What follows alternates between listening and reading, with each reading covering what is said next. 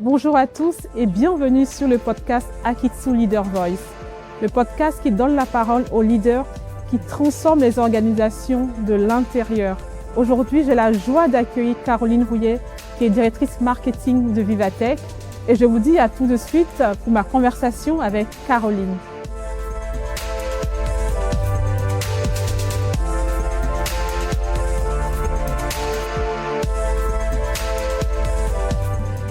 Bonjour Caroline, je suis ravie de te retrouver aujourd'hui chez Publicis. C'est une joie pour moi de t'interviewer et puis de partager non seulement ton parcours, mais aussi de parler de Vivatech. Comment vas-tu? Ça va, très bien, merci Andrea. C'est un plaisir pour moi aussi et un honneur que tu m'invites à ton podcast. Donc ce podcast, ça s'appelle Akitsu Leader Voice et l'idée c'est vraiment de donner la parole aux leaders qui impactent les entreprises de l'intérieur. Et pour moi, tu représentes beaucoup ce visage pour Vivatech. Avant de commencer, je voulais comprendre quel est le fil conducteur de ton parcours, s'il y en a un. Alors moi, j'ai fait des choses très variées dans mon activité. D'accord. De marketing et de com. Ça a été beaucoup d'opportunités aussi que j'ai saisies. Mais le fil conducteur vraiment de mon parcours, ça a toujours été plutôt l'utilisateur final, le visiteur en fait. Avec ma dimension événementielle, je parle maintenant beaucoup de visiteurs, mais vraiment en fait le pourquoi on fait ça, pourquoi on travaille en marketing, en com, à quoi ça sert, et donc effectivement toujours cette vision que j'ai pu avoir avec un parcours plutôt orienté data et CRM pendant longtemps. D'accord. Et plutôt orienté expertise que j'ai pu mener aussi bien dans des grands groupes que dans des plus petites structures ou des startups, et aussi à l'étranger.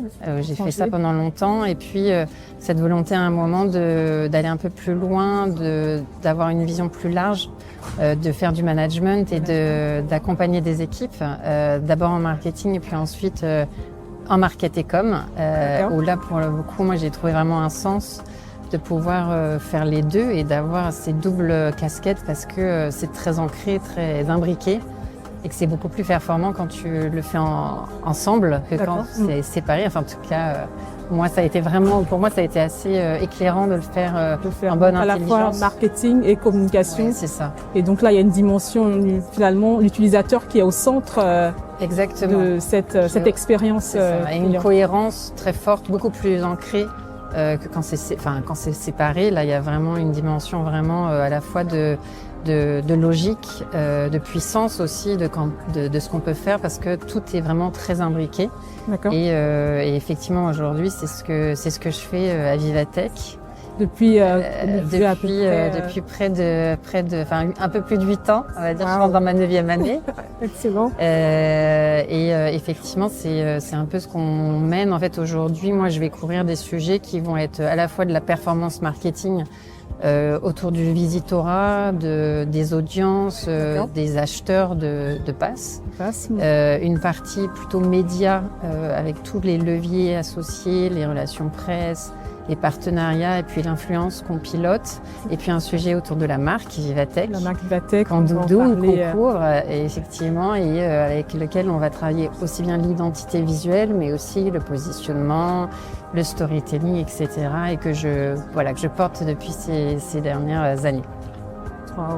Et donc on le voit très bien quand tu en parles de comment la marque Vivatech aussi elle a évolué dans le temps, qui est pour moi c'est incroyable. Alors moi je connais Vivatech depuis quelques années, j'y vais en tant que visiteur et donc l'année dernière j'ai eu l'occasion de vivre de l'intérieur parce que j'ai été donc ambassadrice. Et donc j'étais impressionnée par cette effervescence et puis on sent qu'il y a un travail qui est fait sur la marque.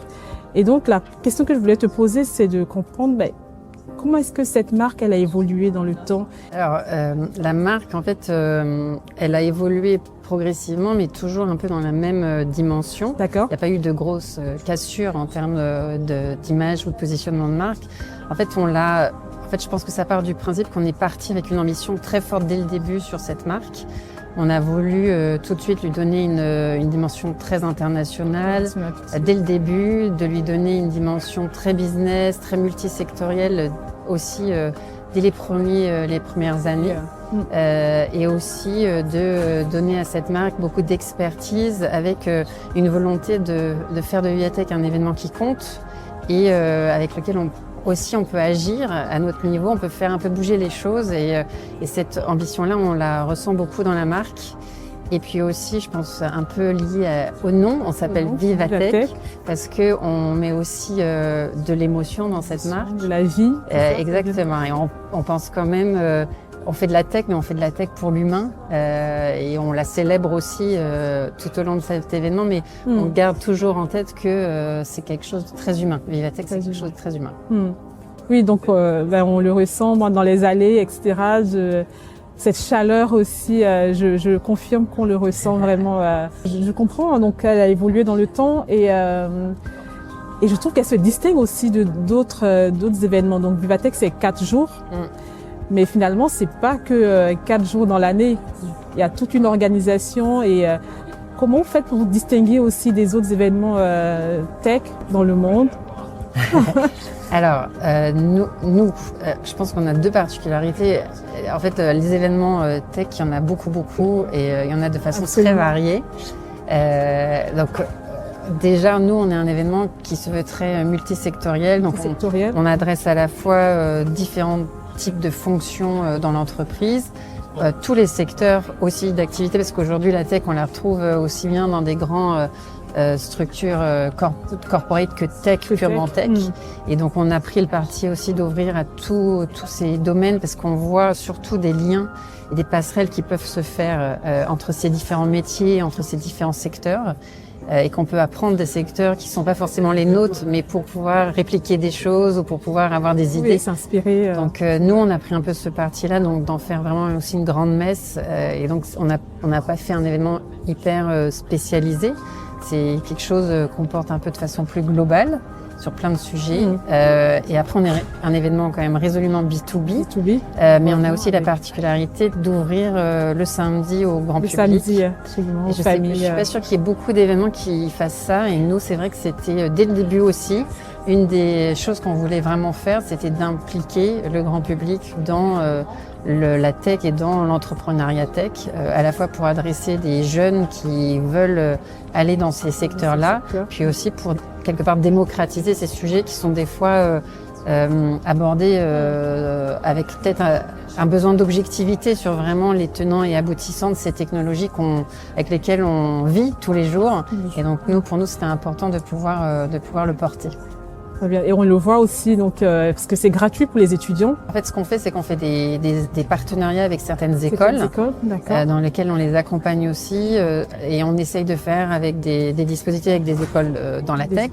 Mais aussi, on essaye d'ouvrir sur des écoles qui ne sont pas dans la tech, mais dans lesquelles la tech peut être intéressante. Nous, on le voit bien, la tech aujourd'hui, elle touche un peu pas mal de secteurs, beaucoup de secteurs. Donc, c'est important aussi de faire en sorte que les jeunes puissent y avoir accès très rapidement. Et donc finalement, on peut définir donc les piliers de Vivatech. C'est quoi les grands piliers si on doit les définir aujourd'hui? Je comprends bien à l'innovation, la tech, mais est-ce qu'il y en a d'autres? Oui, à Vivatech, on a 3 grands piliers. Le premier, d'abord, c'est le business. Le business, c'est ce que tu disais, donc vraiment résolument B2B. Oui, c'est ça. On a plus de 4000 partenaires et sponsors exposants qui sont à Vivatech. Il y a plus de 30 secteurs d'activité qui sont là. Il y a aussi des pavillons pays. Il y a plus de 35 pavillons pays qui viennent. Ça, c'est important aussi parce que les pavillons viennent montrer l'innovation, mais viennent aussi pour travailler sur des contrats avec avec des sociétés qui sont là, avec aussi les pays. Donc, c'est important de porter tout ça. Il y a aussi 3600 investisseurs aussi, parce qu'on n'oublie pas aussi les petites structures et on essaye de les aider à se financer. Donc ça, c'est le premier pilier qui est le gros pilier. Business. On a le pilier effectivement innovation. Vraiment avec les 14 000 startups qui sont à Vivatech.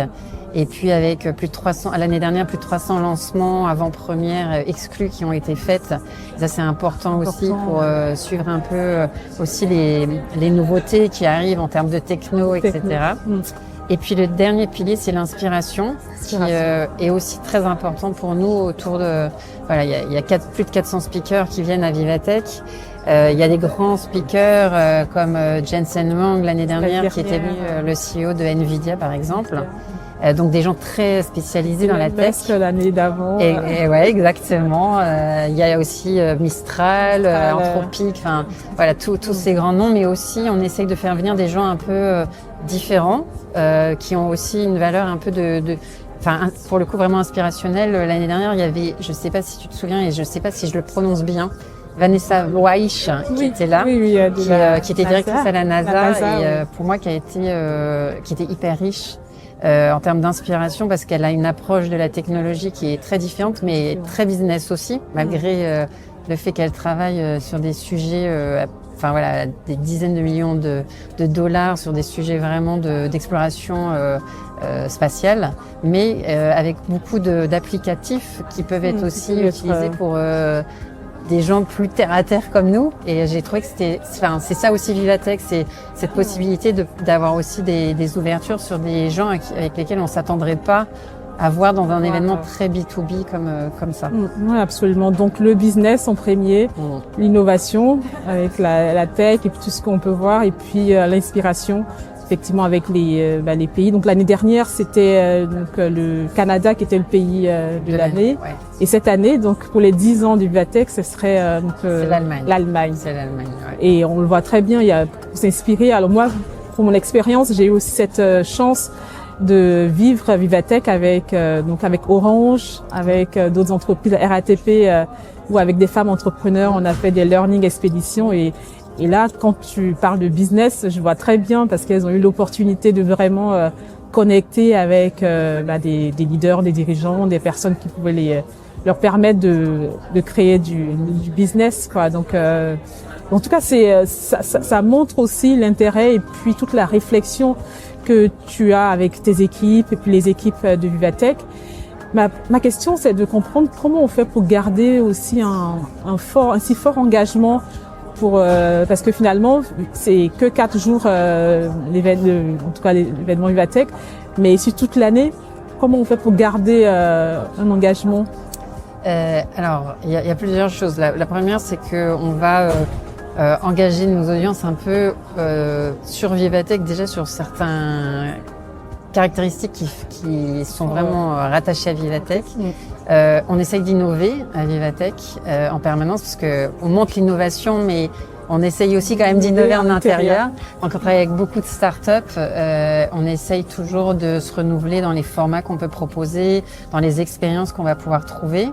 On essaye aussi de surprendre. Je pense que ça c'est un peu dans notre ADN aussi, de faire des concerts à Vivatech, même pour un événement B2B, de faire une conférence de presse sur la Tour Eiffel parce que on a envie de présenter aussi la France comme un relais de croissance au niveau global. Donc ça c'est un peu notre ADN. Et puis aussi un des forts engagements qu'on a, c'est qu'on parle beaucoup avec nos audiences à l'année.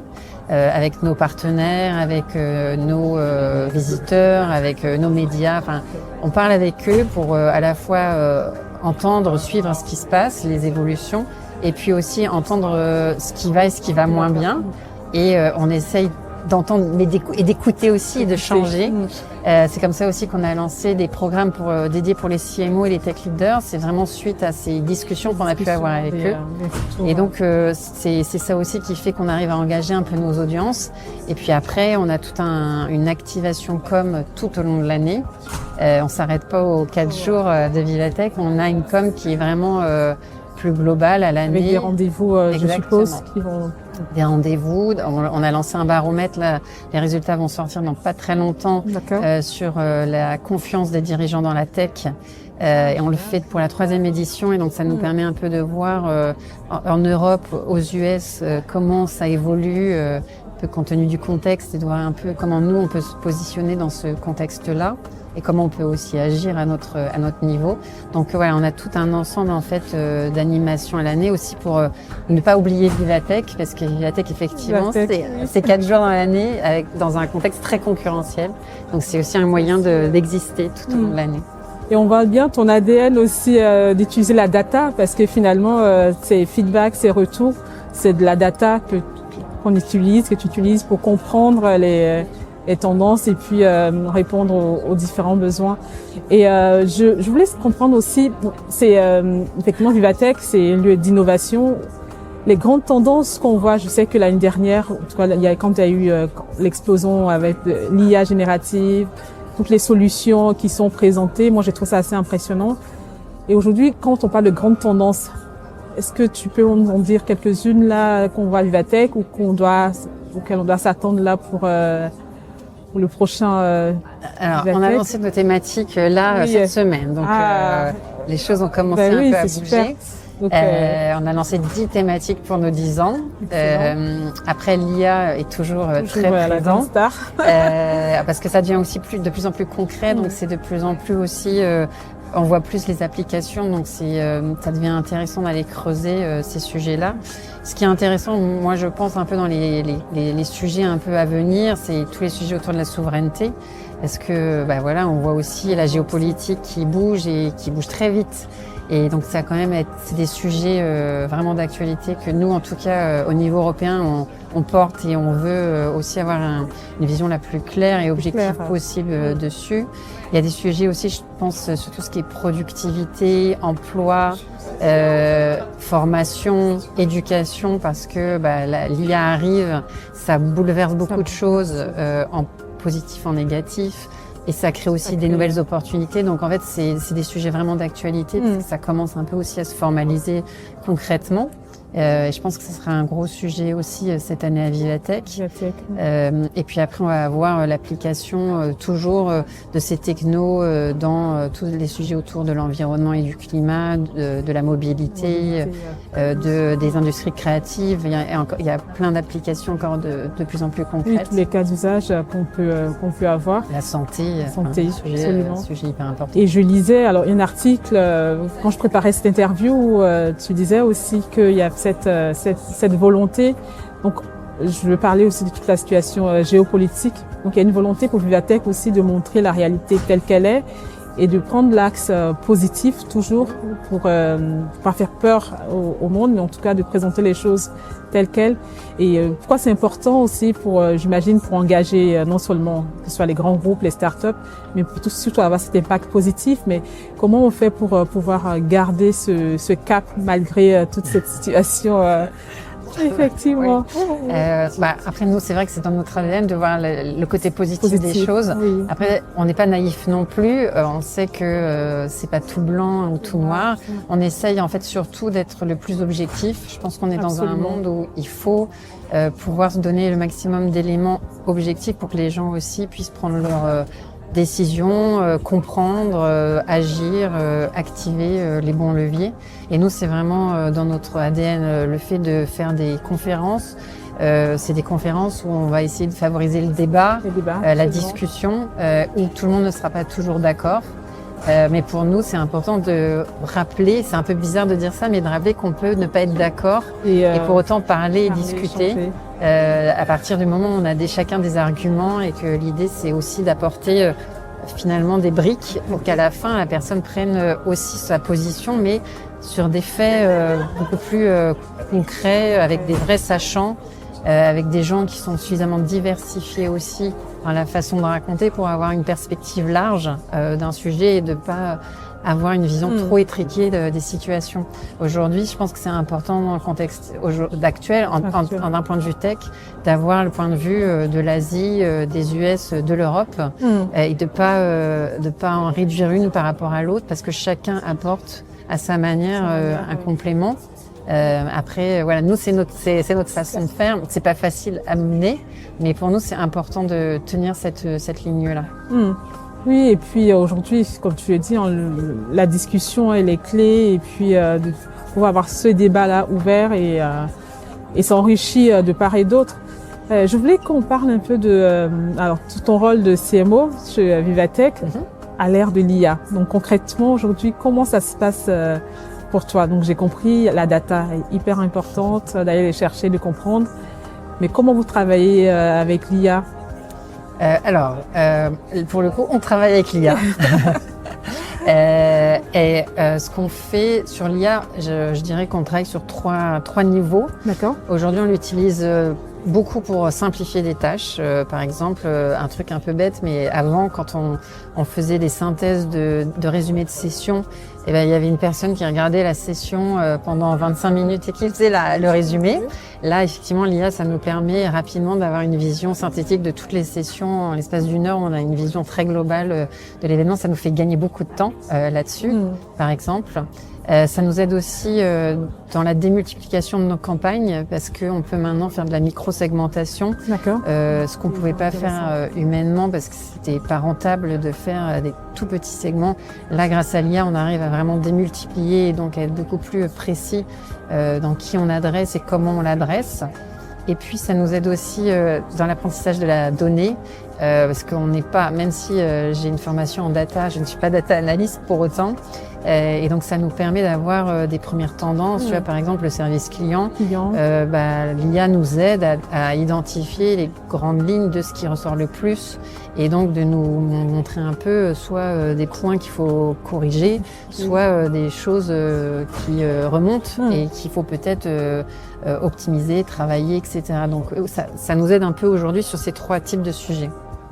D'accord. Donc, en termes de conseils aujourd'hui pour des jeunes qui se lancent dans des carrières de marketing, j'imagine que ça évolue tellement vite aussi. Quels sont les conseils qu'on peut partager ou des tips pour alors sur les sujets de l'IA, plus particulièrement, moi ce que je dis à mes équipes, c'est alors je dis plusieurs choses. La première, c'est de se former en permanence parce que effectivement. Ça change très vite et j'étais très fière en septembre de me dire alors je sais tel modèle est plus fort pour faire ça et en 15 jours tout avait déjà changé. Donc en fait faut vraiment faut se former en permanence pour former ses équipes. C'est hyper important à l'ère de l'IA. Avant d'utiliser l'IA, il faut avoir une vision claire de où on veut aller, c'est quoi sa vision stratégique, comment on veut utiliser, à quoi va servir l'IA. Parce que c'est un peu comme la data, on peut faire beaucoup de choses à l'IA, mais si on ne sait pas dans quel cadre l'utiliser, on peut vite s'éparpiller et puis finalement pas vraiment avoir quelque chose d'utile pour exploiter. Et puis moi, je dirais le dernier point qui est important, c'est plus... faut pas oublier que quand on fait du marketing, on travaille au travers des émotions, on donne des émotions à une marque. Et on travaille pour je dis tout le temps visiteur, mais pour le user, quoi, et en fait, il faut pas le perdre de vue, en fait, parce que l'IA a tendance à nous faire partir sur plein de technos, mais en fait, ces technos doivent être vraiment dans l'objectif du visiteur final. Et donc, il faut garder ça, il faut pouvoir à la fois insuffler quelque chose d'humain quand on fait du marketing, ce qui fait pas aujourd'hui forcément très bien l'IA. Et il faut pas oublier que ça doit servir le visiteur. Donc ça c'est important de l'avoir toujours en tête. Je pense c'est ce que je dis à mes équipes, c'est super comme outil. Pour aller attention, n'oubliez pas, votre job c'est pas d'aller vite, c'est vraiment de toucher, de comprendre les visiteurs, l'utilisateur final et l'expérience. Et on en sort grandi dans la compréhension aussi de l'expérience du client finalement, parce que on a plus d'insights qui sont pas forcément exactement. Ça aide beaucoup à formaliser les choses, mais après le marketing, il y a une petite touche de ressenti, de choses qui n'est pas palpable. Et ça, il faut pas faut pas complètement le perdre de vue parce que c'est donc l'humain, garder l'humain, utiliser la tech, la technologie, mais garder l'humain en prime. C'est ce que je comprends. Et je me disais aussi pour une femme dirigeante donc dans la tech, donc tu es baignée là-dedans tous les jours. Comment on fait aujourd'hui pour avoir plus de femmes dans la tech? Il y a pas mal d'initiatives, beaucoup, mais on sent qu'il y a dans les métiers autour de la tech, il y a très peu de femmes. On parle d'à peu près 20%. Et je sais qu'il y a pas mal d'initiatives ou d'événements, en tout cas lors de Vivatech. Aujourd'hui, déjà, quels sont les enjeux selon toi et puis quelles sont les initiatives concrètes qui sont mises en place dans le cadre du Vivatech? Alors oui, tu as raison. Malheureusement, c'est vrai que c'est le cas de façon générale, mais dans la tech, c'est encore plus fort. Je pense que le premier truc, c'est vraiment basé sur l'éducation. En fait, plus on explique aux jeunes filles qu'elles peuvent faire de la tech, plus déjà c'est un premier facteur. Moi je vois, moi là c'est ma maman qui a été la première personne à me dire il n'y a pas de limite, quoi. Tu fais ce que tu veux et n'écoute pas ce qu'on te dit, fais ce que tu veux. Donc, et je vois que j'ai écouté ce qu'elle m'a dit. Donc en fait, je pense que ça c'est un premier truc, c'est vraiment aussi au niveau vraiment scolaire, enfin éducatif, de pouvoir expliquer aux jeunes filles qu'elles ont autant, si ce n'est plus de possibilités et de projets. Après, je pense qu'il y a tous les sujets autour du mentoring. Le mentoring, c'est assez important. À Vivatech, on fait une OP qui s'appelle 100 + 100. 100 + 100. Je sais pas si tu l'avais entendu. Moi, je la trouve très bien, cette opération, parce qu'elle permet à 100 jeunes filles d'être mentorées par 100 dirigeantes ou en fait C-level dans les entreprises, donc d'accompagner aussi, de les aider, parce que tout ce qui est réseau, connexion, c'est des fois pour les jeunes filles, elles vont avoir tendance à vouloir tout faire toutes seules. Alors je parle de généralité bien sûr, mais les jeunes filles aussi, elles sont plus discrètes, elles vont faire leur boulot. Et il faut aussi qu'elles puissent un peu présenter, exposer ce qu'elles font, et ça aide. Le réseau, c'est quand même hyper aidant. Et c'est aussi pour ça que les rôles modèles, mine de rien, ça fait ce job-là aussi. Quand on fait venir 45% de femmes speakers à Vivatech, c'est aussi 45%, pour que, je n'avais pas ce chiffre. C'est vraiment ce qu'on vise. On vise en 2026, on avait plutôt 40% en 2025. D'accord. On vise 2026 45%, parce que c'est important que les femmes voient qu'il y a des femmes brillantes qui ont des belles carrières et qu'il n'y a pas de limite à ça. Donc oui, c'est ce qu'on essaye aussi un peu de porter pour illustrer un peu ça et pour changer ce chiffre. Oui, moi j'avais trouvé l'initiative vraiment très très très très belle et puis très impactante aussi. Et de se retrouver comme ça avec les jeunes filles, donc étudiantes ou en transition de carrière, il y avait un peu des deux. Et de pouvoir échanger avec elles, de leur partager.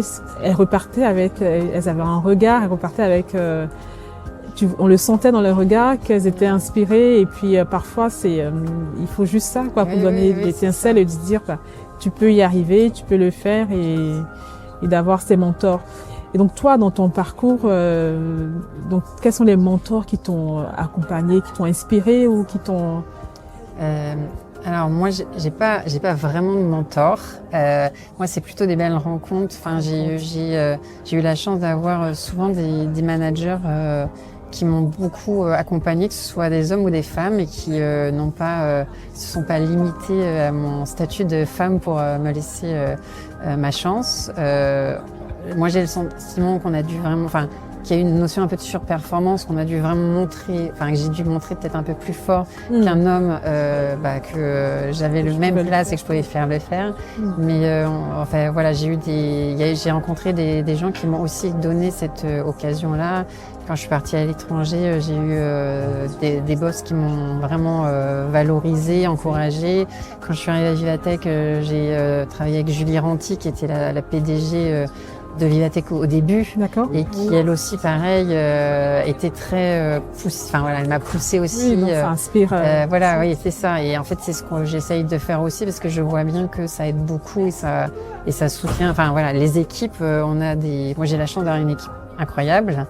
Et en fait, il faut juste leur donner, les laisser aussi prendre leurs initiatives, les laisser voler de leurs propres ailes. Et en fait, ça marche très très bien. En fait, si on leur fait confiance, ça marche aussi bien. Et donc, tu dirais les rencontres. Donc, si tu avais un conseil à donner là pour...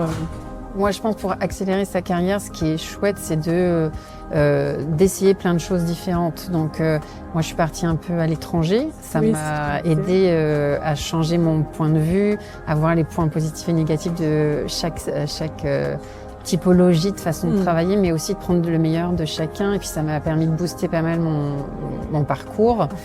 J'ai travaillé aussi en agence à un moment de ma carrière, et je pense que ça m'a aussi aidé à mieux comprendre les liens agence-annonceurs, et donc à mieux embarquer mes agences aujourd'hui, à mieux travailler avec nos partenaires aussi, parce que ça facilite, on comprend mieux l'envers du décor.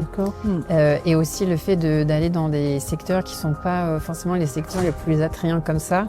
Quand je suis rentrée dans le digital, j'ai un peu honte de le dire, mais c'était vraiment le tout début.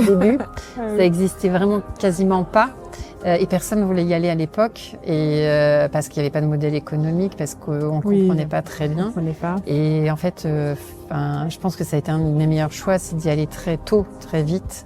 Parce que voilà, ça m'a permis aussi d'avoir quelque part un peu une longueur d'avance à un moment où beaucoup de gens n'étaient pas encore très à même de pouvoir se lancer sur ce projet, sur ce secteur.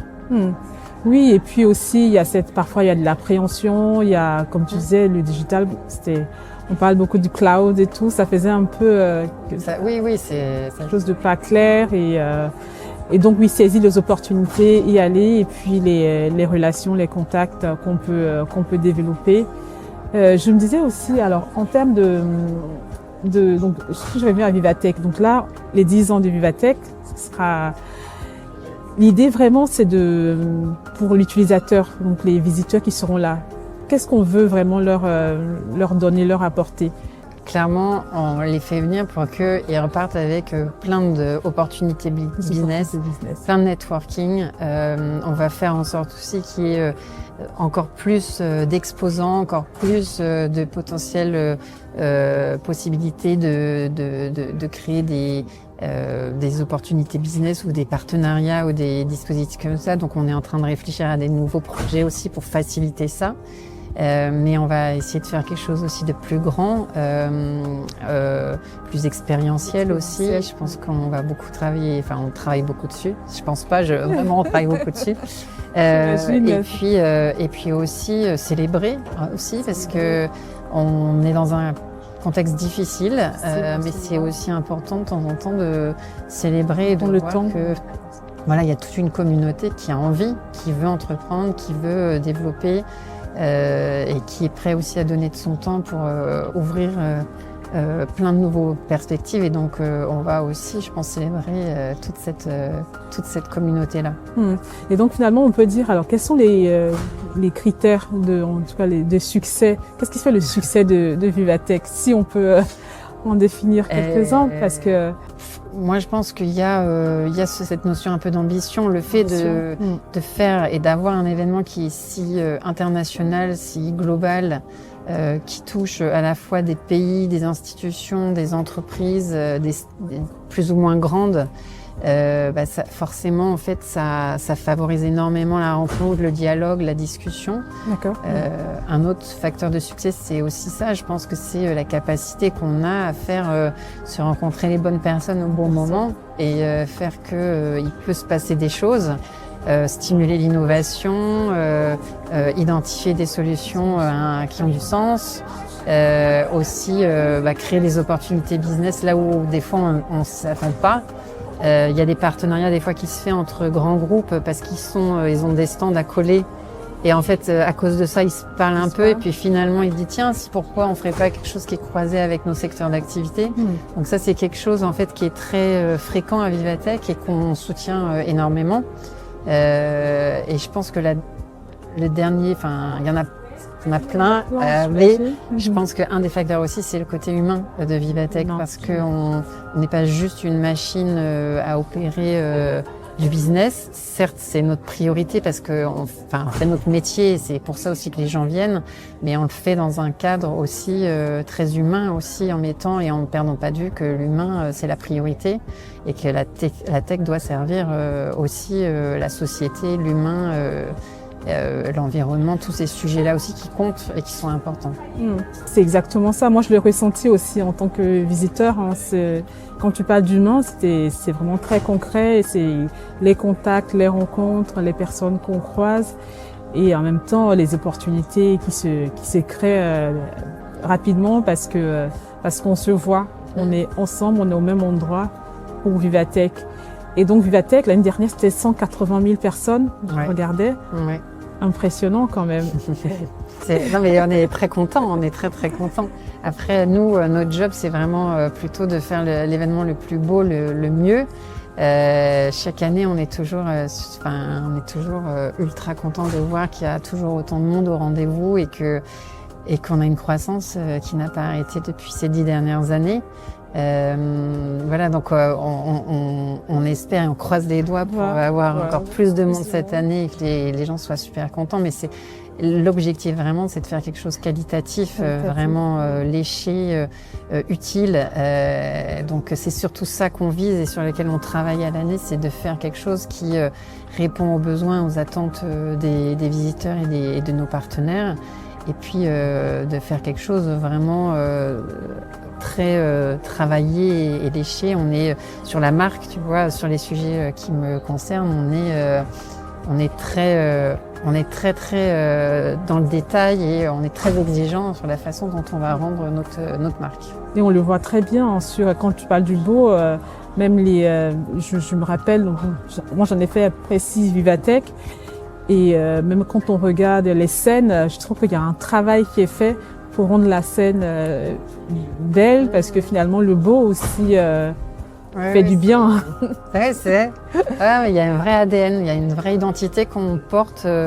Il y a la marque et la façon dont on va la raconter, puis cette marque, elle continue de façon cohérente sur le lieu, sur l'espace, les différents espaces. Et en fait, on travaille vraiment en collaboration avec les équipes, avec Publicis Live qui nous aide dans les scénographies. Et on le fait vraiment en équipe. C'est là où je te disais que de travailler en agence et d'avoir travaillé en agence, ça me sert aussi parce qu'on le fait en bonne intelligence et on travaille en équipe plus que dans une relation agence-annonceur. Tu me disais aussi, dans ton équipe à toi, vous êtes combien? Alors dans mon équipe, là on est 25. 25 parce qu'on commence vraiment à attaquer Vivatech. Oui. Après, moi j'ai une équipe, j'ai la chance d'avoir une équipe très internationale. Il y a très peu de Français, il y a beaucoup de nationalités différentes. Ça montre la richesse aussi, les perspectives qu'on peut avoir. Ça permet à la fois de parler au plus grand nombre et ça permet personnellement d'avoir une vision beaucoup plus ouverte de ce qu'on fait. Parce que il n'y a pas la même sensibilité pour un Espagnol que pour un Américain, que pour un Italien. Et donc en fait c'est toujours hyper intéressant d'avoir toutes ces sensibilités-là pour faire quelque chose qui est le plus juste possible. Donc non, c'est hyper utile. Vivatech, oui, je crois il y a combien de nationalités à peu près? Il y a plus de 170. 170, oui, j'avais... Impressionnant quand même. Oui, il y a beaucoup de nationalités. Beaucoup de nationalités et donc effectivement avoir une équipe de plusieurs nationalités, ça permet aussi de voir ce qui se passe ailleurs, de comprendre et donc il y a aussi une équipe sur la partie influence. Comment ça se passe? C'est des influenceurs ou il y a aussi la partie journalistique, etc. Comment vous travaillez avec la partie influence? Alors, l'équipe influence, elle est pilotée par l'équipe média au global, parce que l'influence, c'est un peu au chemin de plein de... Puis influence, c'est un mot qui veut dire plein de choses en même temps. C'est ça, je voulais clarifier un peu. Exactement. Nous, l'influence, on la voit à plein de niveaux. Il y a l'influence, les créateurs de contenu, vraiment dans le terme... peut-être le plus usuel, mais il y a l'influence aussi auprès des médias. Il y a maintenant dans chaque média des community managers qui travaillent totalement différemment des fois des rédacs. Donc c'est aussi une communauté avec qui on parle. Et puis il y a aussi les professionnels. Enfin, on fait du B2B et dans le B2B, il y a aussi des gens qui sont influenceurs sans vraiment le savoir. C'est des personnes qui sont influents. Oui, c'est ça. Et qu'on intègre aussi dans des programmes, qu'on essaye de faire venir aussi à Vivatech dans des dispositifs où on essaye de les onboarder avec nous et de leur... Nous, on a toujours cette politique un peu de se dire on laisse les gens faire leur propre opinion de ce qu'ils voient. On force jamais personne, on fait pas de reportage ou trucs comme ça. Mais on les laisse aussi discuter. Moi, je trouve que c'est toujours riche d'avoir des retours positifs ou négatifs. Ça nous aide à grandir. Mais oui, enfin, en tout cas, on intègre tout ça dans un dispositif d'onboarding et d'accompagnement pour en tout cas leur donner un meilleur confort sur place à Vivatech et de leur donner le maximum d'assets pour qu'ils puissent parler de Vivatech comme ils veulent. Très bien. En tout cas, merci beaucoup Caroline pour notre échange. Merci. Et donc, je suppose qu'on se prépare pour les 10 ans de Vivatech là 17, maintenant. 20 juin 2026. Et comment faire pour te contacter? Je sais que les gens me posent la question souvent. Pour me contacter, oui, moi. oui, toi. Le plus simple, c'est LinkedIn. Hein. Ouais, et j'en sais quelque chose. Ouais. J'essaye de répondre au maximum. Caroline répond. C'est ça. J'en sais quelque chose. Réactivement, mais je réponds toujours. J'essaye toujours de répondre. Bon, en tout cas, merci beaucoup. Merci pour tout ce que tu apportes à Vivatech et bravo. Et j'ai hâte de découvrir les 10 ans de Vivatech. Ouais, écoute, hein, on t'attend de pied ferme, sache-le. Merci encore pour ton temps. Merci de cette invitation. À bientôt. Au revoir.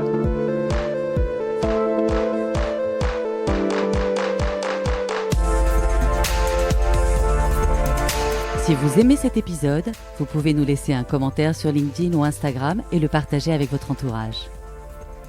Si vous souhaitez sponsoriser le podcast ou nous proposer un partenariat, contactez-nous via le formulaire.